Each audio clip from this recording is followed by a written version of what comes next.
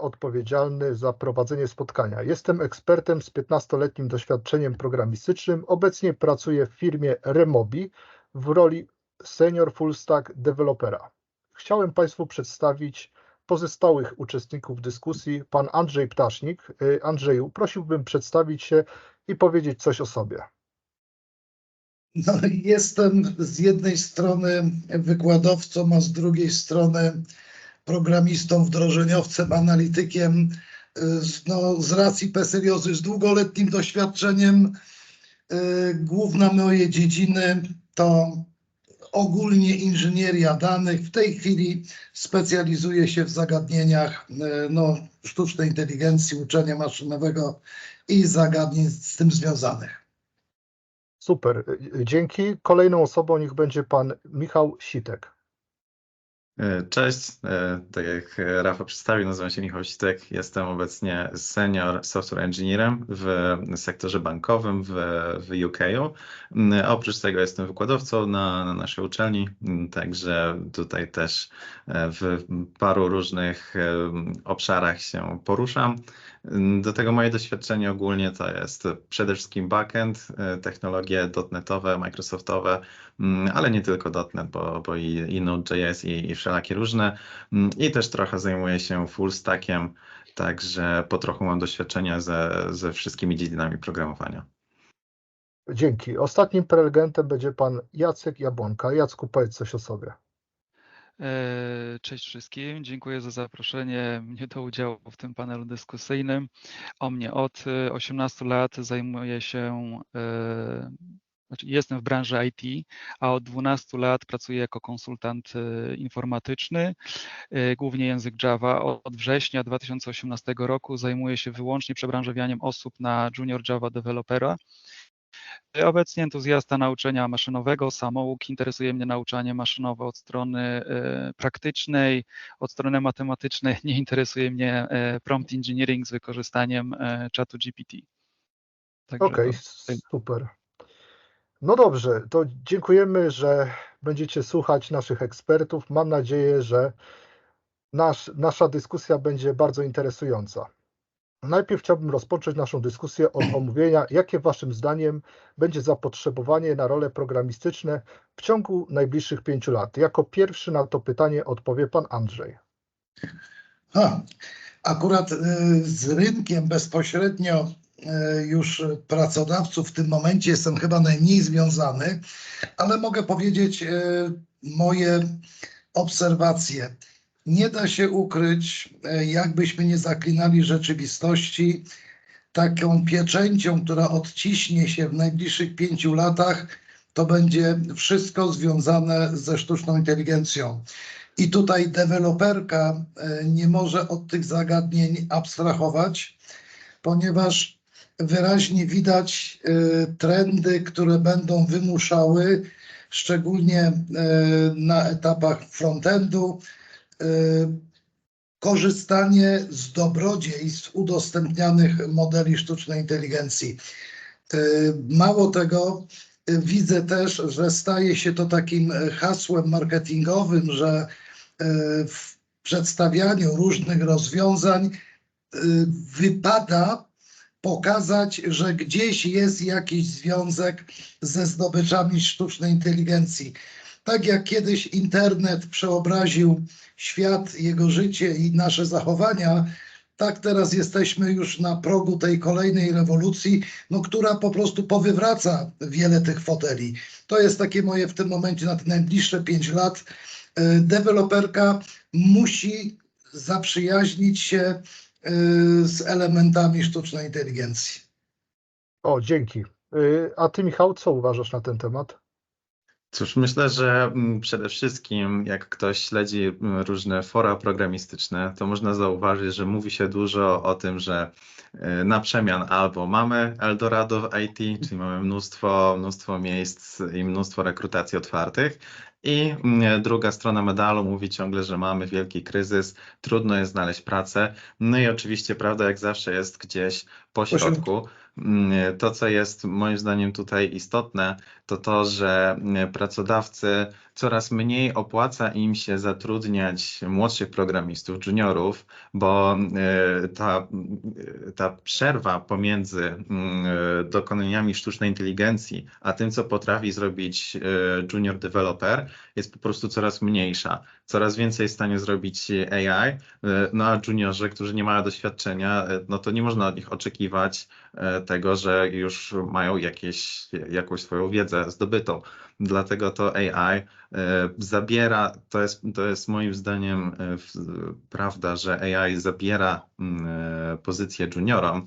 Natomiast jak ktoś jest specjalistą w swojej branży, już midem i wyżej, to raczej nie ma co się obawiać o swoje stanowisko pracy. Mhm. Znaczy powiem Wam szczerze, że jeśli chodzi właśnie o te stanowiska pracy, to w 2023 roku był problem z bankiem ze Stanów Zjednoczonych, który po prostu przestał inwestować na przykład w startupy. A jeśli chodzi o rynek polski, no to my jesteśmy nastawieni całkowicie na outsourcing. Powiedzmy w 98% jesteśmy nastawieni na outsourcing, czyli outsourcingujemy naszych programistów. W momencie, w którym bank amerykański przestał finansować i były różne problemy, to było dużo ciężej na przykład ze znalezieniem pracy w 2023 roku.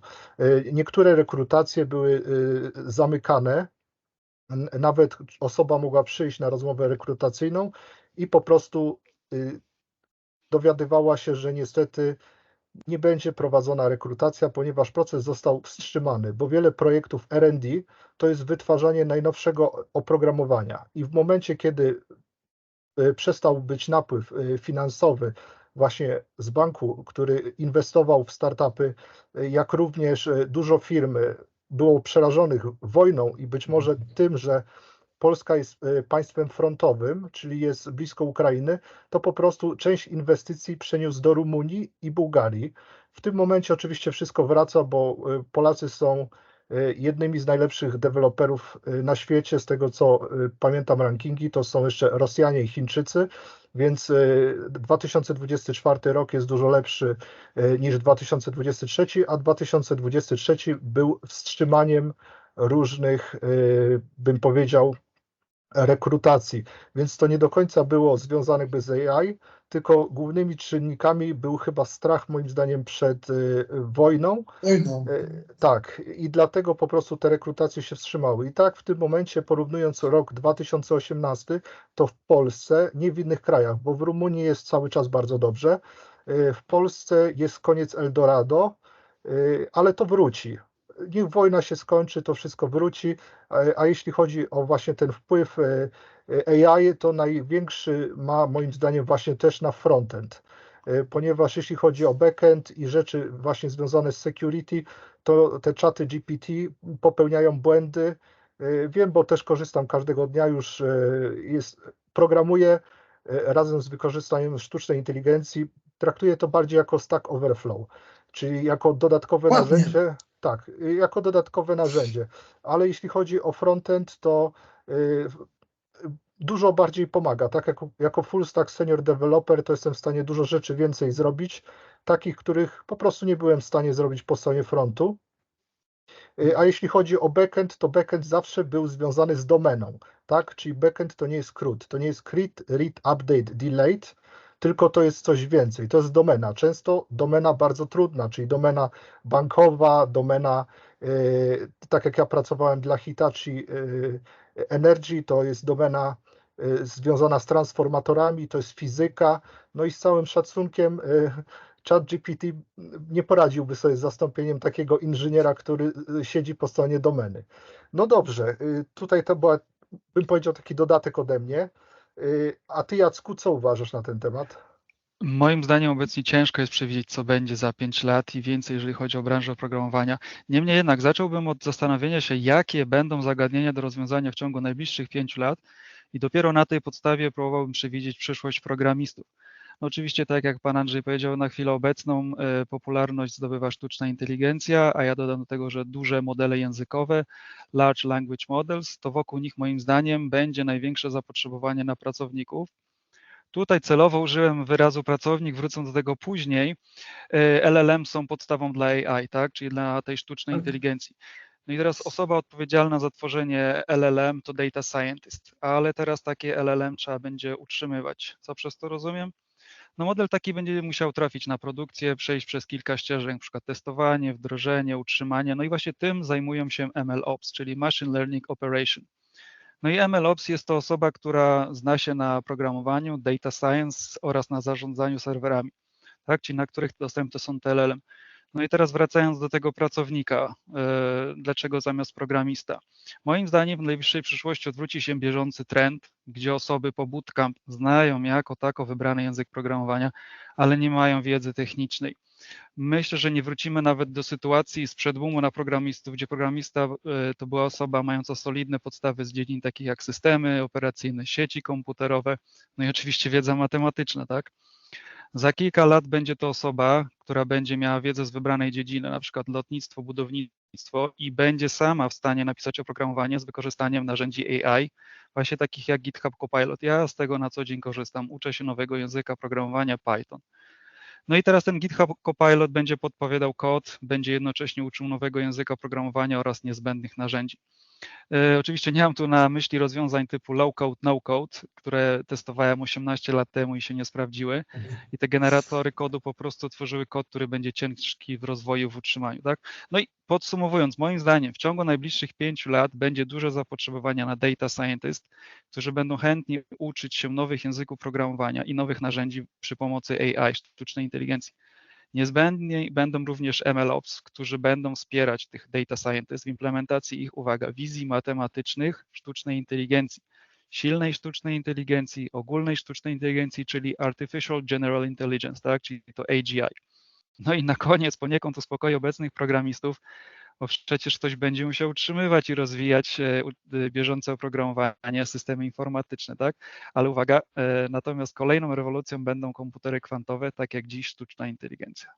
No to ja tyle w tym temacie. Dziękuję. Tak, w ogóle jesteśmy w jakiejś okresie, gdzie rewolucja za rewolucją następuje. Takiego tempa to chyba ludzkość nie pamiętała, ale chciałbym zwrócić uwagę na jeszcze jeden aspekt.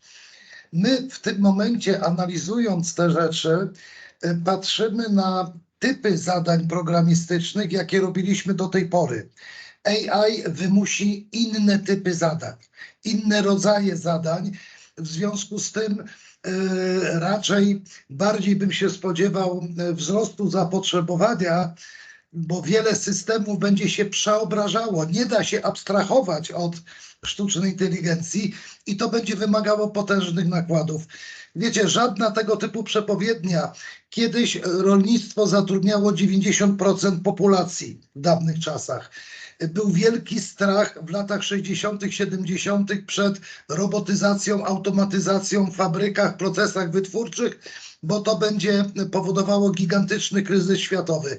Nie, nastąpią przeniesienia, przeobrażenia, czasami trzeba będzie się przemodelować, ale tak naprawdę też ja nie widzę zagrożenia. Ja może jestem optymistą, chyba jestem z tego znany, ale w takie kasandryczne spojrzenie tutaj nie widzę. Na pewno jesteśmy na etapie przeobrażenia. To tak bardzo trudno, bardzo zgadzam się tutaj z Jackiem, bardzo trudno powiedzieć, co będzie za 5 lat.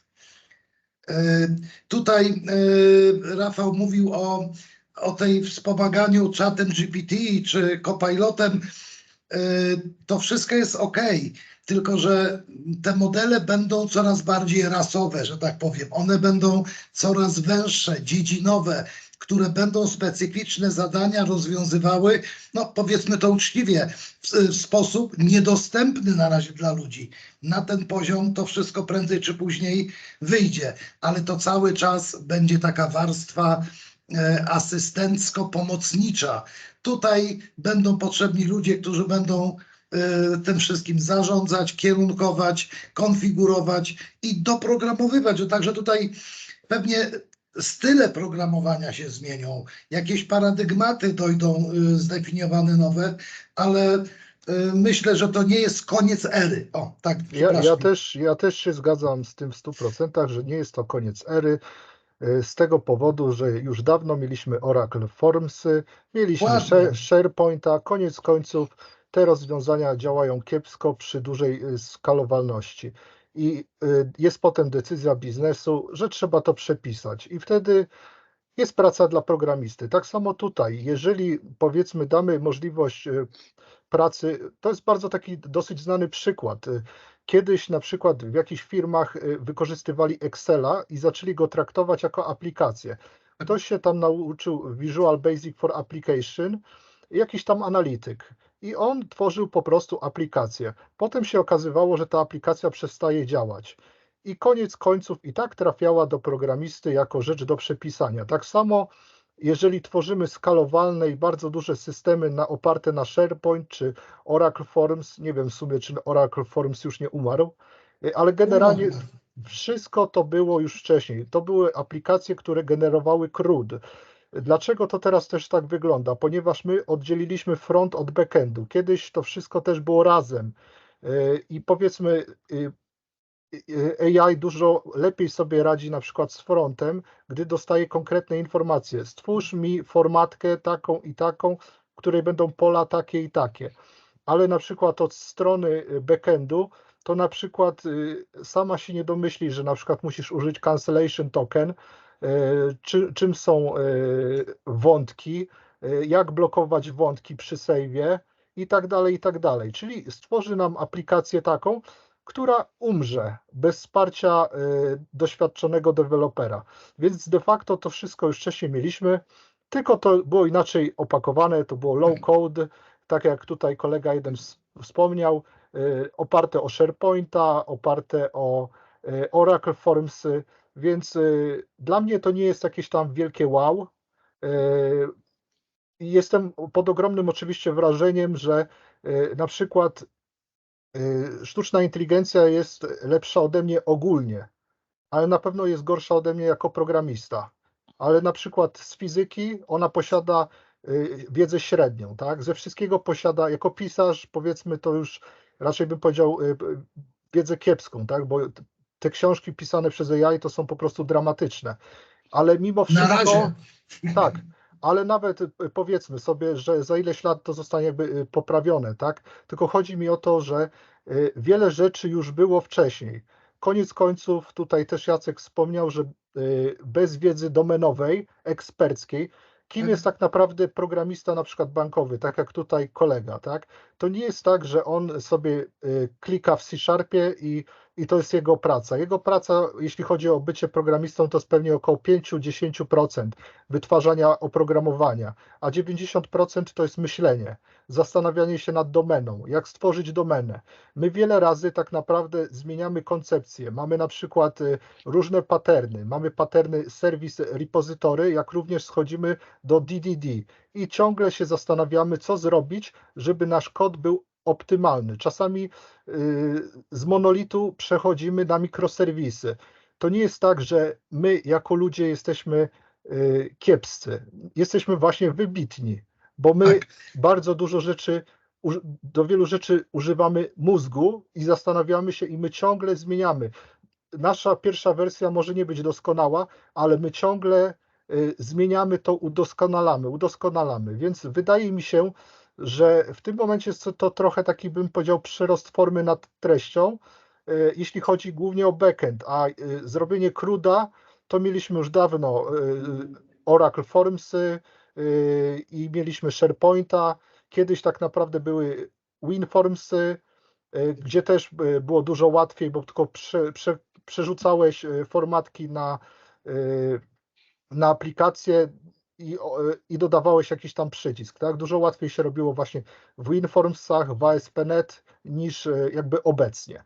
No dobrze, ale jak już poruszamy taki temat, to co sądzicie, co będzie za 10 lat? I tutaj bym poprosił jako pierwszego pana Michała. Więc tak jak ciężko jest przewidzieć, co będzie, jakie będzie zapotrzebowanie za 5 lat, to za 10 lat to jeszcze 2 razy albo nawet i 4 razy trudniej jest cokolwiek przewidzieć. No niestety tak to wygląda, jak się próbujemy zabawić we wróżbitów. No jedyne, co możemy zrobić, to popatrzeć, jak historia w przeszłości wyglądała, jak te wszystkie rewolucje przebiegały i próbować wyciągnąć jakieś wnioski na przyszłość. No AI to nie jest pierwsza i nie jest na pewno ostatnia rewolucja. Tak jak Jacek wspominał, czeka już na nas na horyzoncie rewolucja kwantowa, więc jak tylko komputery kwantowe wejdą w użycie, to zupełnie nowa branża programistów, zupełnie inny sposób programowania będzie potrzebny w firmach i będą potrzebni specjaliści pierwszego roku, jak tylko się pojawi ta technologia komercyjnie, to już będą potrzebni programiści z 5-letnim doświadczeniem, tak jak to często jest na różnych ofertach. I cóż, ciężko powiedzieć, jak to dokładnie będzie wyglądało za 10 lat. Są momenty lepsze, są momenty gorsze. Tak jak Rafał wspominał, w zeszłym roku było trochę gorzej ze względu na różne polityczne sytuacje, jakie się działy w Europie. No ale w tym roku już jest trochę lepiej pod tym względem. Teraz z kolei się obawiamy, że AI nam zabierze pracę, ale tak jak już przedyskutowaliśmy, wcale tak do końca nie wygląda, bo przecież po prostu zmieni się forma obowiązków programisty. To nie jest tak, że nagle nie będzie potrzebne w ogóle zatrudnianie programistów, po prostu trzeba będzie zatrudniać innych specjalistów, innych pracowników, może już niekoniecznie programistów. No i myślę, że właśnie w tym kierunku zmierza rynek, to znaczy w kierunku nieznanym, tak? Nie wiemy, co będzie dokładnie potrzebne za 10 lat.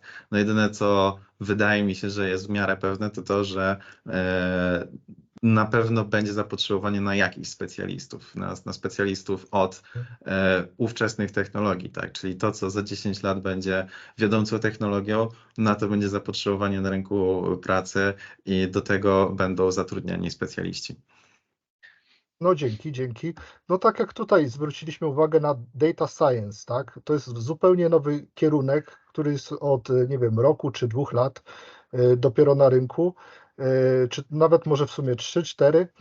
I to są osoby, które są związane z AI, tak? Więc jeżeli będzie dalszy rozwój, to po prostu powstaną nowe kierunki, ale koniec końców, tak jak właśnie dyskutujemy, jeżeli aplikacja będzie niewydajna, to zawsze człowiek będzie musiał to naprawić. Ja jestem zdania, że te role programistyczne, one nie znikną, tylko po prostu przechodzimy jeszcze raz przez Oracle Formsy i SharePointa. No dobrze, a panie Andrzeju, a pan co sądzi? Ja może wrócę się. W latach 50. wieku ubiegłego grupy mądrych ludzi, między innymi wokół Alana Turinga, zachwycona tym, że zaczyna się rewolucja komputerowa, a te komputery liczą tak szybko, że żaden człowiek nie nadąży, przewidywała, że w ciągu dekady programy komputerowe dorównają sprawności ludzkiemu mózgowi. Co z tego się stało, to wiemy. Później był okres wielkiego rozczarowania, bo się okazało, że pewna idea nie może być zrealizowana. Ja myślę, że taki poziom bezpieczeństwa nam, ludziom, gwarantują 3 cechy. Intuicja, fantazja i polot. Na razie nie widać śladu, żeby sztuczna inteligencja weszła w takie aspekty, a przecież tworzenie aplikacji, tak, czy wykonywanie różnych rzeczy to nie tylko powtarzanie. To także wchodzenie z nowymi rozwiązaniami, nowymi pomysłami i tutaj właśnie ten polot, fantazja i takie zdolności twórcze, tutaj myślę, że warstwa ludzka jest zabezpieczona. Zwrócę wam uwagę na jeszcze jedną rzecz. Lada moment, tutaj bardzo fajnie wspomniane były komputery kwantowe, ale niedługo taka uwaga medialna skieruje się w stronę robotów humanoidalnych, bo to się zaczyna solidnie rozwijać. Jest już wiele przykładów pracy nad ludzką twarzą, mimiką, ekspresją, chociażby projekt Sophie czy Ameka. I to wszystko no, niedługo też będzie jakby boczną dziedziną. Tam też specjaliści z zakresu właśnie dziedzin informatycznych będą niezbędni i potrzebni. a to jest dziedzina, jak dojdzie do takiego chociażby śladu zastosowania komercyjnego, no to po prostu pójdzie jak burza. Wiecie, AI w tej chwili ma dwa motory, a właściwie jeden podstawowy motor. Wizja tego biznesowego tortu, którego wszyscy się spodziewają, który sztuczna inteligencja przyniesie. Stąd nakłady zarówno w sensie finansowym, jak i potencjału ludzkiego, który w tę stronę się kieruje. To da jakiś efekt, tak? Jeżeli przejdzie, że tak powiem, wizja tortu biznesowego w stronę humanoidalnych robotów, a na pewno ten kierunek będzie się rozwijał, to tam znów będzie potężne jakby pole zastosowań. I do pracy. Oczywiście. Automatyka. To znaczy tak, robot humanoidalny zaniesie mój kubek po kawie do zmywarki, ale nad jego, że tak powiem, pracą, zasadami, utrzymanie tych chmurowych systemów, to trzeba będzie patrzeć. Mało tego, bardzo fajnie wspomniane były te duże modele językowe. Przecież one otworzyły ten interfejs. Już nie zera i jedynki, czy kolejne jakby warstwy języków programowania, tylko zaczynamy się z dowolnym urządzeniem, które ma ten interfejs, posługiwać potocznym, naturalnym językiem. Sposób zrozumienia treści jest rewelacyjny. Będziemy rozmawiać z lodówką, ekspresem dokowym, każdym urządzeniem, które oczywiście zaimplementuje moduł językowy, a to stanie się niedługo po prostu powszechne. Znów będzie tu mnóstwo roboty. Także tych płaszczyzn rozwija się sporo. Wracając do tej fantazji, Albert Einstein, oczywiście nie jestem w 100% pewien, czy dobrze go cytuję, ale stwierdził kiedyś, że wyobraźnia jest ważniejsza niż wiedza, ponieważ wiedza jest skończona. To tak naprawdę zasugerował Pan właśnie swoimi słowami Alberta Einsteina. Jacku, a Ty co powiesz na ten temat? No, na pewno jest jeszcze trudniej przewidzieć niż te 5 lat, ale tak pół żartem, pół serio, to należałoby spojrzeć na filmy sci-fi, które poniekąd wskazują trendy, które stają się naszą rzeczywistością, tak? Na przykład Star Trek używano przenośnych, małych, płaskich ekranów do zarządzania statkiem i całą misją, tak? Dziś małe dzieci same potrafią włączyć sobie bajkę na tablecie, czyli przenośnym ekranie, tak? Ale a propos programistów, to moim zdaniem za 10-15 lat programiści będą tworzyć nieszablonowy kod źródłowy, który będzie przekładał się na unikalne oprogramowanie. W odróżnieniu od większości kodu i oprogramowania, które zostało stworzone wyłącznie przez sztuczną inteligencję, jest powtarzalne, tak? I trzeba je poprawić. No i też tutaj jak będą pracowali programiści, no to też mi się przypomina kolejny film Her, w którym to główny bohater pracuje w firmie, w której pisze listy do różnych osób. Używa do tego głosu. Wspomagany jest sztuczną inteligencją, która wie wszystko o sobie, do której jest pisany list, idealny list, tak? AI przetwarza mowę na tekst, który pojawia się na ekranie monitora we właściwym miejscu i we właściwej formie, tak? Więc ja bym tak powróżył, jeżeli chodzi o przyszłość, opierał się na tych filmach sci-fi, one naprawdę pokazują przyszłość. Dziękuję. Ja, przepraszam, wrócę. Zasada jest prosta. Żeby coś wykonać czy wymyśleć, najpierw trzeba sobie wyobrazić. Właśnie dlatego tutaj sci-fi, ja powołuję się na to studentom, że patrzcie na tego typu książki czy filmy, bo tam widzicie kierunki rozwoju. No tak, bo generalnie inżynierowie często i bym powiedział działy R&D muszą znaleźć tak naprawdę taką, bym powiedział, na czym się wzorować, tak? Inspiracje. I oni po prostu też oglądają filmy, czytają książki i tak naprawdę działy R&D też idą w tym samym kierunku, tak? Czyli po prostu interesują się czymś i próbują podobne rzeczy zrealizować, bo wtedy uważały, że coś jest cool i chcą, żeby po prostu to istniało. No dobrze, chciałbym jeszcze przejść właśnie do kolejnego tematu. Jakie umiejętności będą potrzebne za 5 lat? Oczywiście część rzeczy już poruszyliśmy, ale można tak pokrótce jakby to podsumować, tak? Michale, jako pierwszy będziesz Ty. Jasne. Jeśli chodzi o umiejętności, ja to sobie tak wyobrażam, że tak jak już wspomnieliśmy to po trochu, czyli że będzie potrzebna ta coraz węższa specjalizacja zarówno ze strony AI, które będzie zamiast takim ogólnym tym transformerem tekstu, w jaki sposób się z nami komunikuje, przejdzie do modeli, które będą wyrafinowane konkretnie pod jakieś specjalizacje. I to też tak samo będzie szło w stronę programistów, tak? Tak jak są potrzebni programiści, którzy są w stanie spojrzeć na cały system odgórnie, czy tacy bardziej architekci oprogramowania. To jest, myślę, coś, nad czym jeszcze AI nie jest w stanie sobie poradzić. No, tak jak sobie możemy pomyśleć nad zoomowaniem, nad takim przybliżaniem sobie kodu. Jak spojrzymy na pojedynczą funkcję, gdzie trzeba zaimplementować jakiś algorytm, no to tam sobie AI radzi świetnie, bo tych przykładów algorytmów jest mnóstwo w jakichś różnych otwartych źródłach kodu, czy na GitHubie, czy na innych stronach.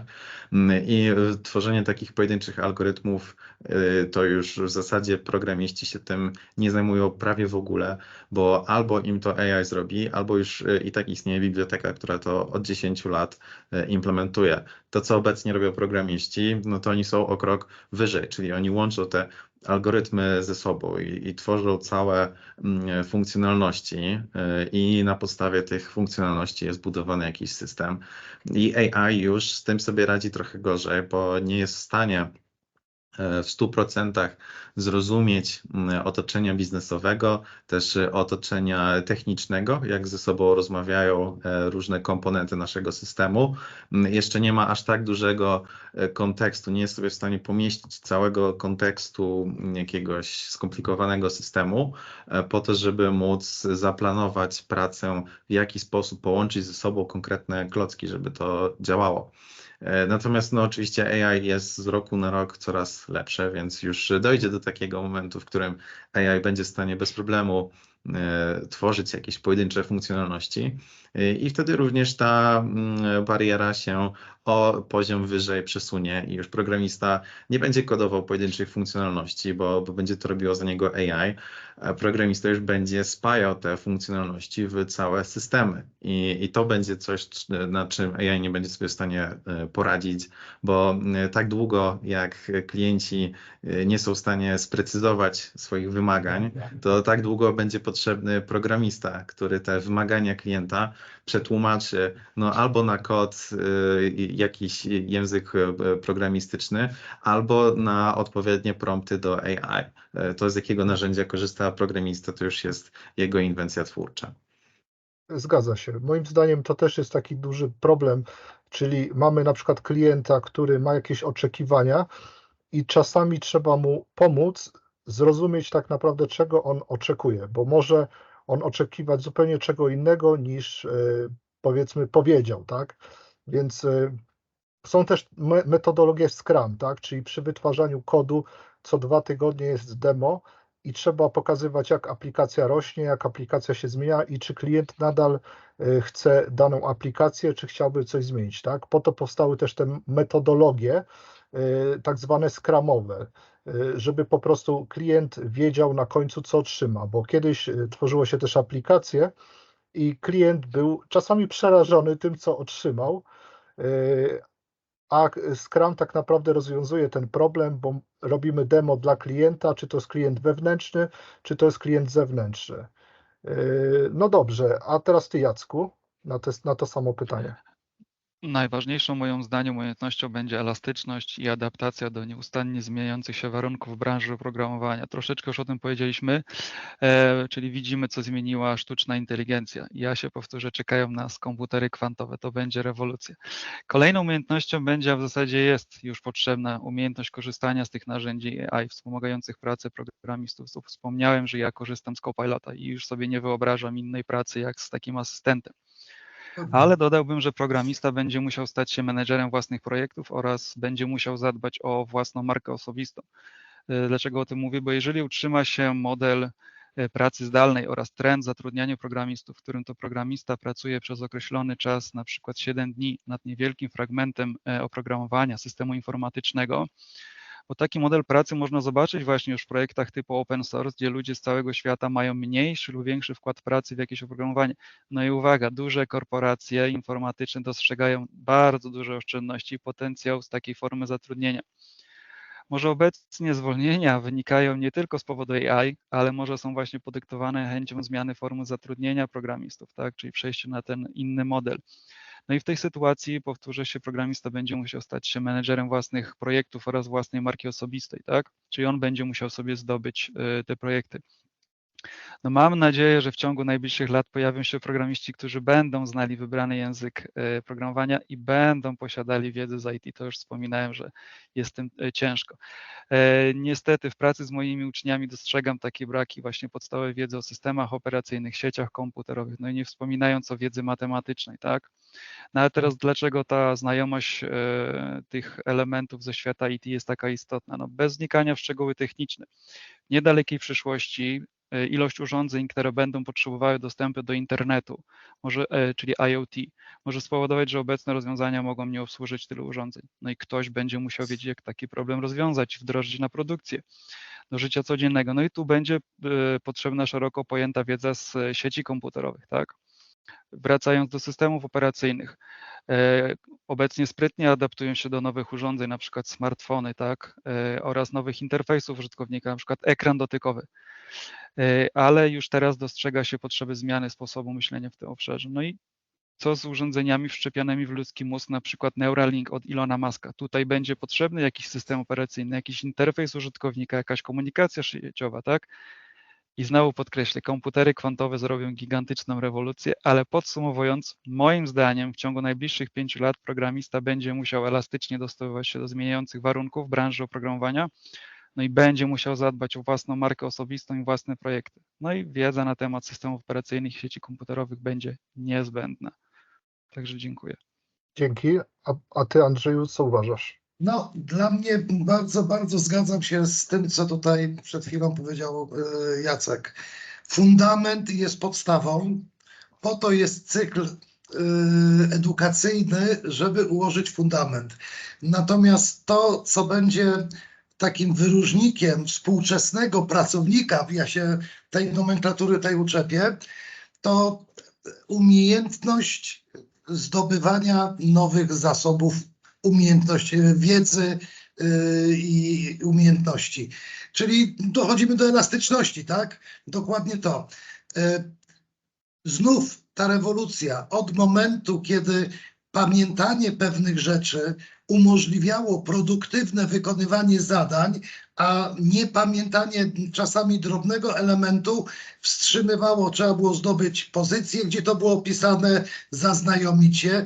Internet ten czas skrócił do niezbędnego researchu, a teraz kolejni asystenci AI-owi skracają jeszcze ten czas bez produktywności. Czyli możemy się posiłkować takimi solidnymi półproduktami, ale jeszcze raz, jako ludzie w tych dziedzinach informatycznych, tutaj padało wiele rzeczy, nie jesteśmy zagrożeni. Musimy się dostosować, elastycznie zmienić podejście. Często będziemy przesuwani na inne zakresy i tutaj to, co chyba, nie wiem, Michał powiedział, programista pracuje na wyższym piętrze.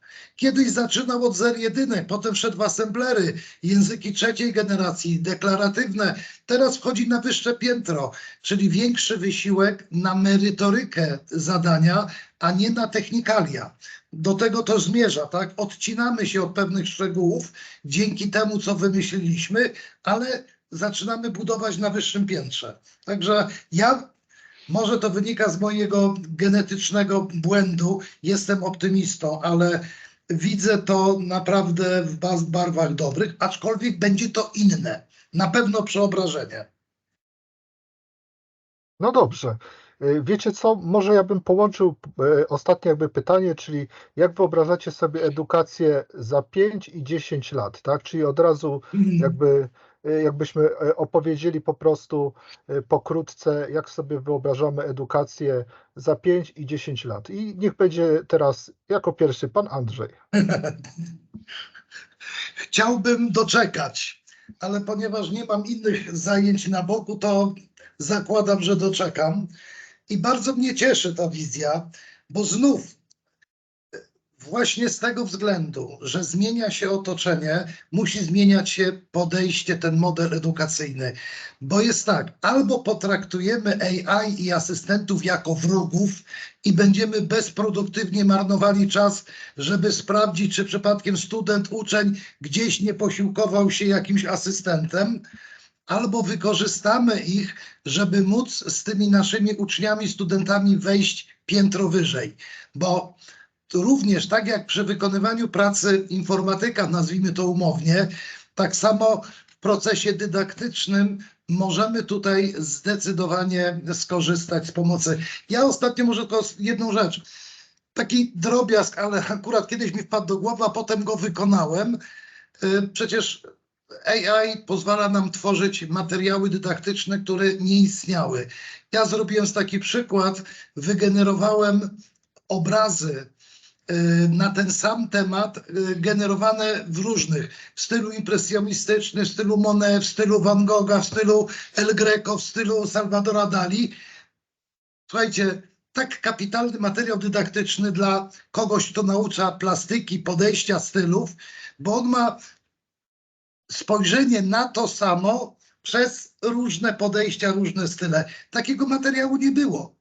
Tak? Jesteśmy w stanie wygenerować, stworzyć rzeczy, których do tej pory nie było. Mało tego, wiedząc, że uczeń, student może posiłkować się sztuczną inteligencją, może dostawać trudniejsze zadania, czyli zadania piętro wyżej, bo on ma wsparcie, żeby te podstawy dowiedzieć się, czy dostanie szybko przykład, który może wykorzystać. Niesamowicie ważna rzecz. Jak najwięcej zadań grupowych, jak najwięcej kooperacji, współdziałania. To jest chyba taki jeden z podstawowych elementów, mniej związanych już ze sztuczną inteligencją, ale nie wolno teraz, gdy ta era następuje, pozwolić na taką atomizację, tak? Żeby jednak ci specjaliści się separowali totalnie. Współdziałanie będzie jedną z największych sił tego przyszłego działania. Tyle. No dobrze, Jacku, a ty co uważasz? Ja uważam, że świat edukacji na dzień dzisiejszy to już przeszedł rewolucję i już nigdy nie będzie taki, jak go znaliśmy do tej pory. Rewolucja, moim zdaniem, dotyczy wprowadzenia multimodal Large Language Models od OpenAI, czyli teraz ten chat GPT-4o oraz projekt Astra od Google, tak? Wspomniane rozwiązania pozwalają na interakcję z AI za pomocą głosu, wideo i tekstu, a do tej pory był tylko tekst. No i właśnie, co w tym takiego niezwykłego? No oba modele językowe tej sztucznej inteligencji wchodzą w interakcję z człowiekiem prawie tak naturalnie, jak człowiek z drugim człowiekiem. No i otwiera to ogromne możliwości do edukacji. No i uwaga, wirtualny nauczyciel stał się z rzeczywistością, tak? To nie jest ta pineska z Worda, tylko to już jest coś prawdziwego. No i do tego na rynku jest dostępne urządzenie AI PIN, które można nosić w kieszeni marynarki, jest niewielkich rozmiarów. Posiada wbudowany mikrofon, kamerę oraz komunikację sieciową, a wszystko to jest napędzane przez AI. A do czego dążę? Obecnie można z tym urządzeniem dosłownie iść ulicą i uczyć się otaczającego nas świata bez konieczności zaglądania do książek ani wyszukiwania tekstowego w wyszukiwarce internetowej, tak? No i moim zdaniem za 5 lat każdy będzie mógł kupić, mieć za darmo wirtualnego nauczyciela, tak? Czyli odpowiednik obecnych kursów online i który to nauczyciel będzie znał albo konkretny obszar wiedzy, na przykład biologia, programowanie, albo będzie wiedział, tak jak nauczyciel na przykład najmłodszych klas szkoły podstawowej, które ma wiedzę z każdej dziedziny, tak, historia, muzyka, no będzie do wyboru. No, pan Andrzej jest optymistą, ja niestety w kwestii zmian w edukacji w najbliższych latach widzę niepokojące trendy i zjawiska. Przedstawię pokrótce, myślę, że moją odpowiedzią na te trendy w edukacji za 5 lat będą sposoby na rozwiązanie tych niepokojących zjawisk, tak? Widzę, jak wiele osób jest przytłoczonych ogromem dostępnej wiedzy i możliwości ścieżek rozwoju, tak? I nie chodzi mi tutaj tylko o branżę IT, a w szczególności branżę oprogramowania. Te same zjawiska widać w innych branżach, na przykład motoryzacyjnej, budowlanej. No ale mam nadzieję, że równolegle z trendem wirtualnych nauczycieli wróci do łask instytucja mistrza i mentora, gdzie tak jak dawniej uczeń zdobywał wiedzę od mistrza. Obecnie dostrzegam ogromne zapotrzebowanie na tego typu zdobywanie wiedzy, można powiedzieć, bo siedzę w tym, tak? Mistrz i mentor przeszedł pewną ścieżkę i wie, co trzeba zrobić, aby działać w konkretnym zawodzie, a dzięki temu uczeń nie będzie pozostawiony sam sobie, tak? I szybciej osiągnie tę ścieżkę. No, innym niepokojącym zjawiskiem jest zdobywanie kolejnych certyfikatów branżowych bez praktycznego doświadczenia. Na rynku jest ogrom platform udostępniających kursy online oraz wystawiających certyfikaty, jak ja to mówię, za wysłuchanie kursu online, tak? Moim zdaniem zamiast kolejnego szablonowego kursu online z certyfikatem, firmy poszukujące nowych pracowników powinny udostępnić swoje zadania, projekty do zrealizowania w formie właśnie kursu, które mogą wykonać zainteresowane osoby. Oczywiście z zachowaniem pełnych danych firmy i poszanowaniem włożonej pracy osoby, tak, która uczestniczyła w tej formie. Są już takie platformy. No i jeżeli chodzi, jak to będzie za 15 lat, no to teraz powracając do Neuralinka od Ilona Muska, no to będziemy mieli coś zainstalowane w mózgu, będzie można wgrać dowolny obszar wiedzy do implantu, który będzie rozszerzał możliwości ludzkiego mózgu, tak? No i taki wgrany obszar wiedzy po jakimś czasie utrwali się w ludzkim mózgu i w jego miejsce będzie można wgrać nowy obszar do przyswojenia, tak? Mam nadzieję jednak, że za te 10-15 lat lepiej poznamy możliwości ludzkiego mózgu i takie implanty nie będą służyły do wgrywania wiedzy, chociaż Matrixa każdy widział, ale będą pomagały chorym ludziom, na przykład niewidomym lub niesłyszącym. To tyle. Dziękuję. Ja jedną uwagę odnośnie zagrożeń. Jeżeli potrafimy zagrożenia nazwać i opisać, one powoli przestają być groźne, bo będziemy właśnie je w jakiś sposób mogli neutralizować. Zgadzam się z tymi zagrożeniami, tylko mój optymizm zakłada, że z tym sobie poradzimy. Bardzo dobrze. Ja tylko powiem tyle, że jeśli chodzi o samą edukację, to jeśli chodzi generalnie o edukację polską, tak, bo ciężej mi się wypowiedzieć o inne kraje, to jeśli chodzi o studia, to studia są zawsze na bardzo wysokim poziomie i dlatego Polacy są naprawdę świetnymi specjalistami. Ale jeśli chodzi o edukację jakby do 18 roku życia, to ona przez wiele lat się nie zmieniła. I pytanie jest tak naprawdę, czy ona tak naprawdę się zmieni, ponieważ to ministerstwo powinno podjąć decyzję odnośnie używania na przykład ChatGPT, ponieważ rozwiązania typu nauka języków, tak, wchodzą, więc teoretycznie moglibyśmy uczyć się, młodzież mogłaby się uczyć języków bez potrzeby używania do tego nauczycieli, tak, ponieważ oni mają ChatGPT i tego typu rozwiązania coraz lepiej radzą sobie właśnie z nauką języków i wydaje mi się, że teoretycznie to powinna być duża zmiana. Pytanie po prostu, jak Polska na to zareaguje, jak zareaguje na to Unia Europejska, ponieważ oprócz pewnych rzeczy technologicznych wchodzi też czasami polityka. I jeżeli będzie decyzja na przykład na ochronę ludzi przed AI, bo może być sytuacja taka, że Unia Europejska zabroni pewnych rzeczy, jak zauważy, że AI stanowi pewne zagrożenie.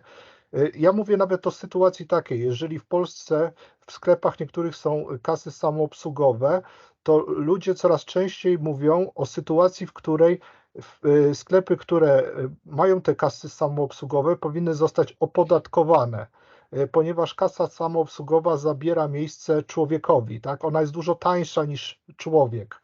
Przez to duże korporacje i hipermarkety mogą windować niższe po prostu ceny niż zwykły sklep, który stoi obok, który zatrudnia 1-2 pracowników, ponieważ oni nie zatrudniają tych pracowników.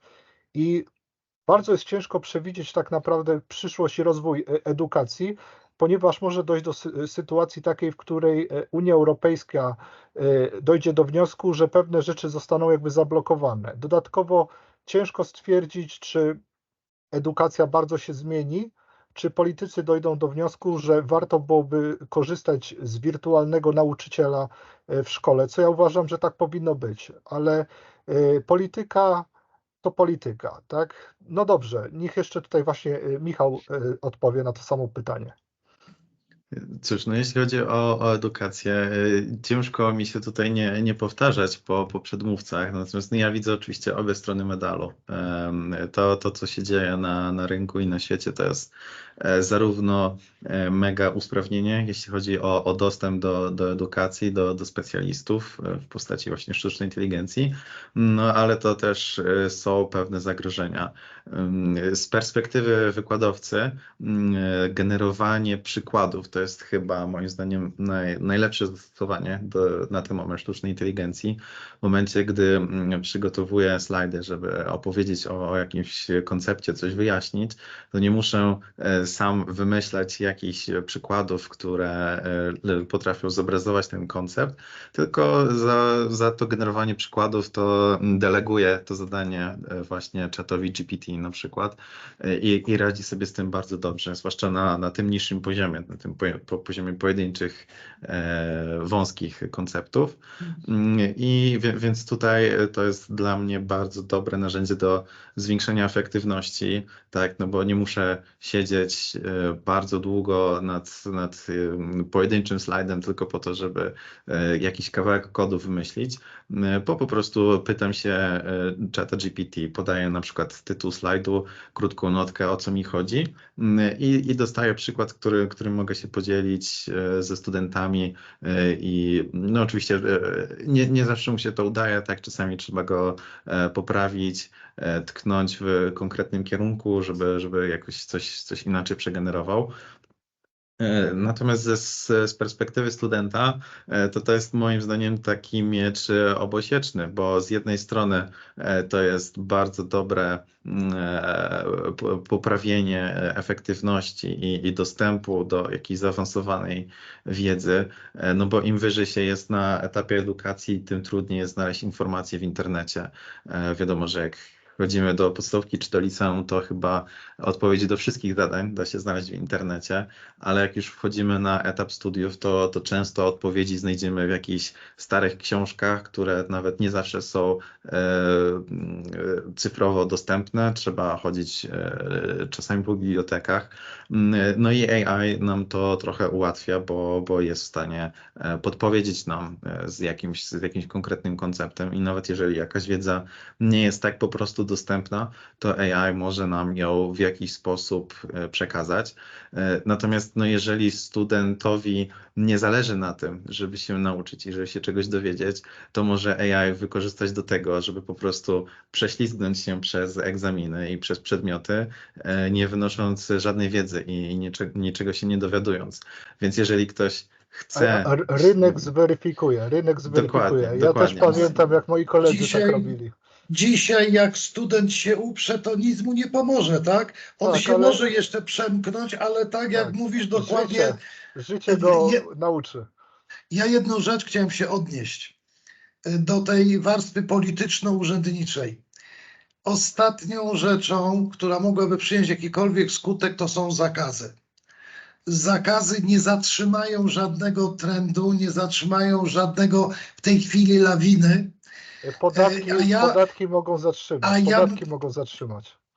O opodatkowaniu nawet maszyn i robotów mówi się od lat. Natomiast wspomnijcie, młodzi ludzie, że jednym z efektów AI-a będzie 4-dniowy tydzień pracy. Ponieważ my się koncentrujemy na, nazwijmy to IT, zostawmy prawo, biznes, politykom i tym, co się tym zajmują. Bo wiadomo, że te normy społeczne i wszystkie, całe otoczenie trzeba będzie jakoś utrzymać. Ale zmierzam do czego? Żaden zakaz, żadne sztuczne hamowanie nigdy nie zatrzymało. Ja żyłem w czasach, gdzie to urzędnik wiedział, jak mam się ubierać, jak mam myśleć, co jest złe, co jest dobre, co jest prawdziwe. Bardziej mi chodziło o spowolnienie, tak? Czyli spowolnienie, bo zatrzymać się nie da. Ale można posłuchaj, spowolnić. ja pamiętam nie tak dawno, kiedy podobna dyskusja była na temat upowszechnienia internetu. Kiedy też się zastanawiano, żeby w pracowniach komputerowych odciąć dostęp do internetu, bo student będzie korzystał z internetu. A w tym momencie internet stał się tak naturalnym środowiskiem, w którym się obracamy, że nikogo nie dziwi, że korzystamy z internetu. Tak samo będzie z asystentem AI-owym. On stanie się naturalnym krwiobiegiem po prostu działania, czy od strony uczonego, czy od strony uczącego. Wszyscy panowie mówicie dobrze, musi się zmienić podejście z dwóch stron, ale koncentrujmy się na tym, jak wykorzystać plusy, bo nie ma takiej nowej rzeczy, która nie niosłaby również zagrożeń. Każda niesie zagrożenia i tylko trzeba z nimi sobie jakoś dawać radę. Tyle. Dziękuję bardzo. Jacek, Michał, chcielibyście jeszcze coś dodać? Ja bym może tylko dokończył swoją wypowiedź. To, co mi tam jeszcze zabrakło, to że na tych niższych etapach edukacji, przynajmniej jak ja pamiętam, chodziłem do szkoły, to było większe skupienie właśnie nie na poznawaniu konceptów i jak coś działa, jak się łączą ze sobą fakty, tylko po prostu było niestety zasada 3Z, zakuć, zdać, zapomnieć i szkoła polegała na po prostu zapamiętywaniu suchych faktów, bez jakiegoś cienia refleksji. I to mnie dziwiło, bo już wtedy przecież, no ja akurat jestem tutaj dość młodym w tym panelu, więc nie tak dawno kończyłem liceum i cóż, już wtedy był dostęp bardzo powszechny do Google, do Wikipedii. Smartfony bez problemu miały już nielimitowany roaming i mimo tego nadal szkoła polegała na zapamiętywaniu faktów. No i zastanawia mnie, patrząc na to właśnie, nie wiem, dekadę temu, jak wyglądała edukacja, gdzie mimo dostępu do wyszukiwarek nadal było nauczanie o suchych faktach. Zastanawia mnie, czy jak teraz się rozpowszechni dostęp do sztucznej inteligencji, do tych transformerów, to czy w ogóle edukacja jakkolwiek za tym podąży, czy nadal będzie jakaś stagnacja? No tutaj jest właśnie trudne pytanie tak naprawdę. Ja Jeśli myślę, że chodzi... będzie różnie. Po prostu tak jak zawsze jest różnie. Zwłaszcza, że jeśli chodzi o jaką edukację, bo wyższa moim zdaniem oczywiście tak, oczywiście się dostosuje, czyli uniwersytety informatyczne, one się dostosują i po prostu edukacja wyższa, a powiedzmy właśnie liceum, podstawówka, no to moim zdaniem nie będzie tak łatwo, tak? Ale zobaczymy. Mam nadzieję, że sztuczna inteligencja nam pomoże, no i będziemy się po prostu rozwijać. Nie wiem, chcielibyście jeszcze coś dodać, czy Nie. wyczerpaliśmy temat? Ja też nie Wyczerpaliśmy dziękuję. temat. Dobrze, to chciałem bardzo podziękować panu Andrzejowi, panu Jackowi i panu Michałowi za poświęcony czas, jak również państwu. Mam nadzieję, że rozmowa wydała wam się interesująca i podsyłajcie ją do innych osób. Niech każdy dowie się czegoś o sztucznej inteligencji. Trzymajcie się i do usłyszenia. Cześć. Dziękujemy. Dzięki wielkie.